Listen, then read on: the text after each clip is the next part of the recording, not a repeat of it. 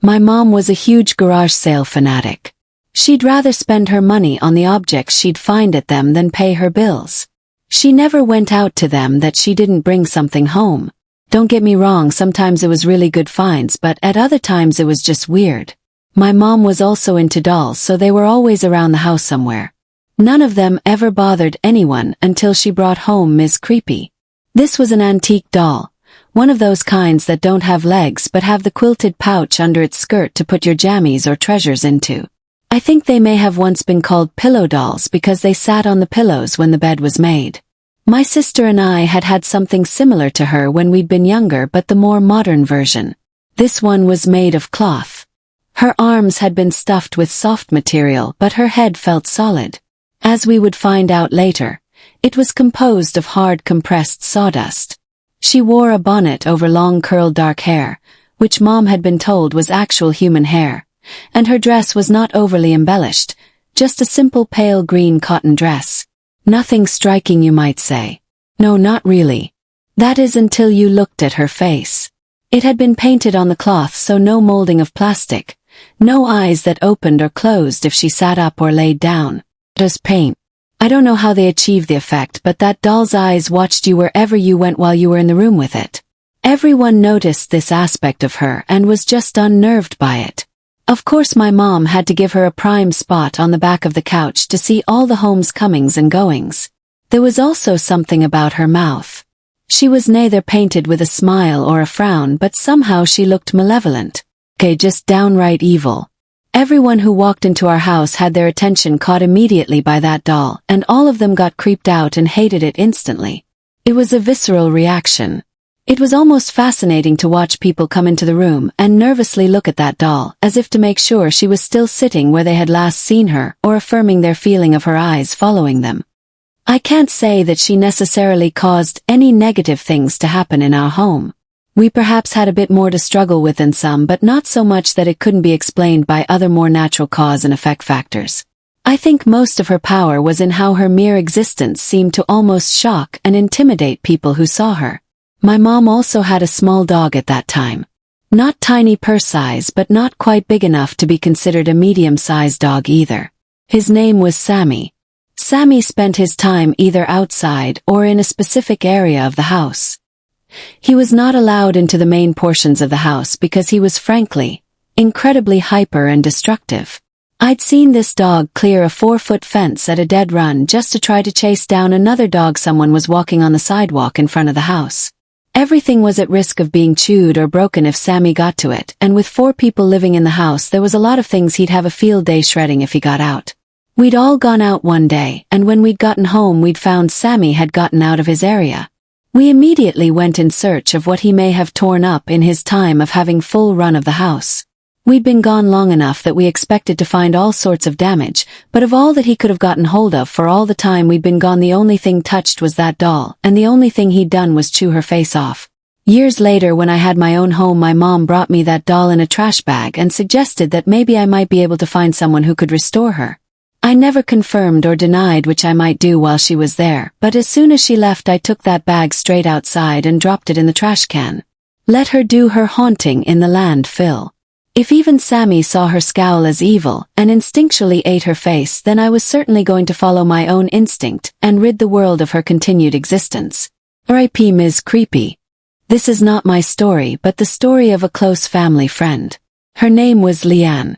At the time she was 32, single, and had just bought a nice 2-story house in Colorado.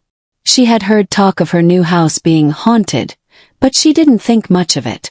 She was in a new town, had a new job, and was finally free of her musty old apartment. Nothing was going to discourage her.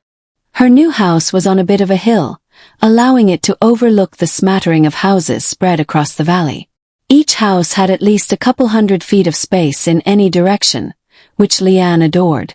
Having lived in an apartment most of her adult life, she appreciated the separation. She started moving her stuff in August. She chose a room on the main level to be her bedroom because of its large window overlooking the valley, but decided that it would be too small for her 2 most prized possessions, her piano and her parrot, Nibbles.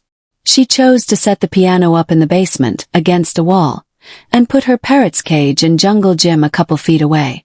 She thought it was perfect. A couple of months went by, and she was happier than ever. Her new job was going great, and she loved the Colorado lifestyle. Her house, though, felt very empty. While she didn't mind the solitude of being single, she felt like so much space in her house was wasted and unused, and she figured she wouldn't mind some company. She decided to rent out the basement room. Before she could extend any offers, however, she wanted to sleep down there herself a couple of nights to see if it would be acceptable to renters. She gathered her blanket and pillow and headed down to the basement to set up her bed for the night. The mattress in the basement room was placed in a corner, facing a walk-in closet with a carousel-type clothes rack. When the door was open, the room had a view of her parrot in his cage, as well as a very small sliver of her prized piano in the main room. Once she got her bed set up and fed her parrot his dinner for the night, she crawled into bed and went to sleep. Leanne awoke very suddenly in the middle of the night. This was unusual for her, as she was usually a very deep sleeper. At first, she thought it was because she was sleeping in a different room. Something seemed off, though. She could hear a faint banging in her closet, and she could see that her parrot was acting very restless in his cage. She chose to address the closet first. She got out of bed and walked slowly to the door, and when she opened it, she choked back a scream. Her clothes and their hangers were spinning on the carousel rack, going around and around as if someone had just started turning it.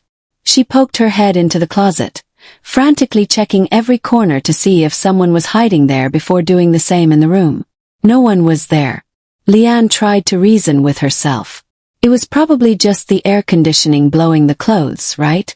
Or maybe she got up in the middle of the night without remembering. As she was running through the possibilities in her head, she remembered how restless Nibbles had been acting, and she rushed out of her room to check on him. As she approached his cage, he started flying around even more frantically than before, banging into the metal sides before repeating the same phrase over and over. Oh! Leanne was truly alarmed at this point. Her heart felt like it was going to explode out of her chest, and her head was on a swivel, trying to see what was causing the disturbance. Then she heard it, the faint sound of her precious piano. She whipped around to look at it. The lid was lifted, and single keys were being pressed down to form a slow, haunting melody. Still, she couldn't see anyone else in the house. That did it for her. She bolted up the stairs as fast as she could, desperate to get to her car. Leanne could still hear her parrot downstairs, but she didn't go back for him. Her survival instincts had taken over, and all she could think about was getting out of that house. When she got to her car, she immediately slammed the gas and sped off down the hill. As she was driving, she caught a glimpse of movement in her rearview mirror. Her front door, which she had left open, had just been slammed shut. She also saw that her front window's curtains had been drawn closed, something she never did. Leanne snapped her eyes back to the road and told herself to stop shaking. When she got to a neighbor's house about a half-mile away, she banged on the door and begged to be let in, citing a broken air conditioning as the reason why she needed somewhere to sleep. The neighbor was understandably upset about being awoken so early in the morning, but all Leanne cared about was getting to the safety of the house and getting in bed. Unfortunately for her, it was a sleepless night. In the days after the incident, Leanne was very restless. Upon returning to her house, she saw that nothing was damaged and her parrot was alive and well, but the piano lid was still up and her window curtains still closed. In the safety of daytime, she moved her parrot up to the living room and decided not to rent out the basement. She also played considerably less piano. Within a year, she had found herself a wonderful boyfriend and had moved in with him. She never clarified whether her hasty move-in had anything to do with her experience that night, but we all figured it did. As for the house, it was sold to a young couple after Leanne moved out, but appeared back on the market a year later. Most people who ask her what she thinks caused the disturbance that night get the same answer. It was a person, a burglar or a squatter maybe. But to her closest friends, she confides that she knows it wasn't a person. It was a ghost.